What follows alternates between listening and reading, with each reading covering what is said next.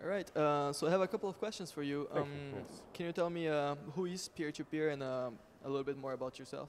Absolutely. My name is Nick. I'm Italian, but from South Africa. And peer-to-peer, we at peer-to-peer are digital artisans. I'd like to call it like that because of this jointure between the two countries. Artisans, because artisanry is one of the biggest industry in Italy, and one thing Italy is famous for. And moving to South Africa, which is a melting pot of culture and creativity. And this year actually is Cape Town, it's where we are from, is World Design Capital, which is a big opportunity to showcase what South Africans are capable of. We're a small team, but a big family, I'd like to call it like that. And we started 4 years ago, but since then very proud of what we have been able to achieve and very proud to be today here. All right. And what is the web design scene in South Africa? Well, I think it's split in a way. On the design side, I can say it is an incredible country which had a very turbulent past, as you might all know. And since then, in the last 20 years, many cultures came together to find some revenge and to show what they're capable of. And this brought on the design scene incredible creativity. In terms of technology, we have a disadvantage in the sense that we are a small market, so there are not as many opportunities as there are in markets like Asia, United States, or Europe itself. And so it's a bit more difficult to find projects like the ones that we have been showcasing in these couple of days here. But I think there is a big energy, and everyone is striving to succeed. And I think in the years to come we see some incredible progress. And I hope technology will play a big role in it, because we are in the middle of this evolution, and we'd like to be one of the big players. All right, all right. And what are the tools that your team uses on a daily basis? Paper, definitely, a lot. Pens. Pencils, wine. We are in beautiful wineland country, and in the area of Cape Town there are 900 or 800 wine farms. So that's definitely one necessity. And then to the boring stuff from computers, Macs, half, and obviously Creative Suites, Adobe, and a lot of other tools I have no idea of, which in the whole development cave are used. Okay. Well, so what are the most common projects that you come across? Native apps, web apps, responsive? You know, projects are very individual in our case. Being a very boutique agency, we meet our client, and every client has a problem, and we try to find a solution to it. Now, I can tell you what happened in the last couple of years. We have evolved a lot from working more for corporate solutions into more retail, and specific for two industries, which are, interesting enough, some might think far apart, but also very close. One is fashion, and the other is wine. So both are lifestyle, and there are many things in common, and we cover them both successfully in the last couple of years. So we do develop in e-commerce websites, and a lot of responsive, obviously always responsive involved, because now the customer experience has to be cross-device, there's another solution. All right.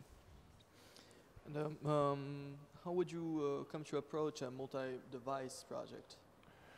Yeah, as I said, I mean, we tend not to exclude any non-multi-device project, because I mean these days it's unthinkable not to plan for a mobile or for a tablet experience. So it is quite standard and natural for every project we do. We approach them like we do for a normal desktop project. We work with wireframes, we work with personas before that. We try to trace user experiences, and then we do functional designs. And ultimately we move over, once the experience is completed and is on paper, we move over to what is the aesthetics. And we think for every single device, for every single orientation, and in various scenarios and situations, for various type of people, because you have my mom on an iPad and you have my little sister on an iPad, and these are two completely different worlds. So there is not only devices, but there are devices and variables that each device has within it. All right. Okay, and do you have anything that you would like to learn or to improve in 2014? Yes, a lot. You know, we constantly strive for optimization. Optimization is a very broad term, but that can mean a lot of things. One of my, internally in the team, I've learned something very important yesterday from Jacob from Hello Monday, and he told me the most important thing in your team is to carry on the energy from the beginning to the delivery of a project. And that is a tough challenge, because creatives get very excited. It is a creative environment. They get very excited when a project starts. And while the project goes, and the project might slow down, might stand by, might stop, it's very difficult to keep on that enthusiasm. So on one side, my goal for the new year is definitely to involve the team in the whole process, get them on board, and make it more efficient and more productive. In terms of skills, yesterday, this conference was inspirational. I want to find a new role within the agency, which is the creative coder, which is something completely new for me, because we've lived in a world where we have designers and we have developers, and now suddenly I discovered that there needs to be, obviously it's natural, a very strong bridge between the two. So I don't want to learn that, because I am not going to be able to do that, but I'd like to acquire such a resource. Okay, nice. And what do you think of the future of the web design? What do you expect to see in 5 years from now? I like to speak from a retail perspective, because it's something I've been dealing quite a lot in the last couple of years. And it's an interesting trend, because we had, obviously, in the last centuries, stores came across and people were selling on physical streets and directly to people. And then at the end of the last century, we suddenly had the online boom, and so everyone thought that every store would disappear and every magazine would disappear and everything would disappear and everything would be online. Now what I see now, and I see it's the closest future, is a merge of the two. So a strong digital and online presence in physical stores.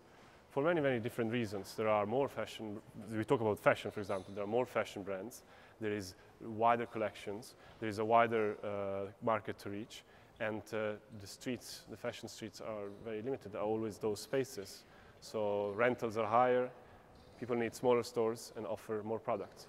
So bringing digital and physical, I think that's today, it's the future of retail online, definitely. Okay. Near future, at least. That's very interesting.